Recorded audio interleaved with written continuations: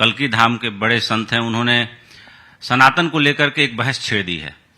आप क्या मानते हैं कि सही में जो भारतीय जनता पार्टी की सबसे करीबी पार्टी थी शिवसेना, ये पॉलिटिकल सवाल इसलिए पूछ रहा हूं कि बनता है, आज आप यहां बैठे हैं तो, सबसे करीबी पार्टी थी शिवसेना, सिर्फ क्या वो सत्ता के लालच में बाला साहब ठाकरों के सिद्धांतों को पैर तले दबा के गठबंधन में चली गई, या आप लोगों ने कुछ ऐसा किया जो उनको उम्मीद थी या कोई अलायंस के जरिए बातचीत हुई थी, वो आप लोगों ने पूरा होने नहीं दिया, वो उनके जाने का कारण बना?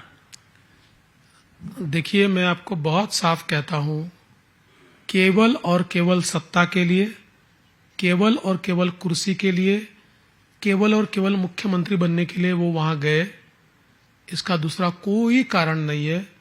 हम साथ में चुनाव लड़े थे। चुनाव के हर भाषण में मोदी जी कहते थे, अमित भाई कहते थे, नड्डा जी कहते थे, और स्वयं उद्धव जी भी ये कहते थे कि मेरे नेतृत्व में चुनाव लड़ा जा रहा है, देवेंद्र फडणवीस के नेतृत्व में चुनाव लड़ा जा रहा है। बार बार ये घोषणा हुई थी कि हमारा मुख्यमंत्री पद का उम्मीदवार देवेंद्र फडणवीस है। अगर कोई वादा होता तो उस समय उद्धव जी ऑब्जेक्शन लेते कि नहीं भाई, ये क्यों आप कह रहे, वादा तो ऐसा हुआ है। उन्होंने कभी कहा नहीं।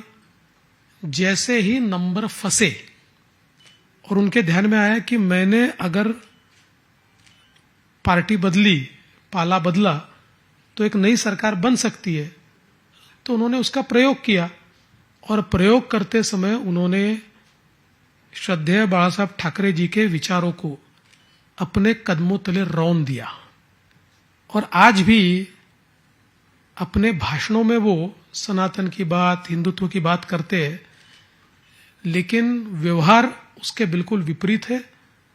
आज परिस्थिति ये है, हमने इस चुनाव में देखा कि शिवसेना यानी उनकी जो उबाठा सेना है, उस उबाठा सेना के जो उम्मीदवार थे, उन उम्मीदवार का प्रचार करने के लिए बंबई मुंबई बम विस्फोट के आरोपी ये उनका प्रचार कर रहे थे।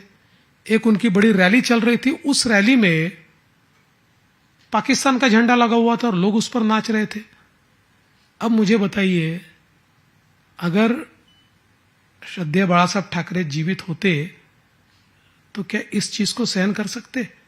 उनकी पार्टी में सहन कर सकते? नहीं, ये तो सब समझते हैं कि शायद वो होते तो ऐसा नहीं होने देते, या इसका कोई और परिणाम होता।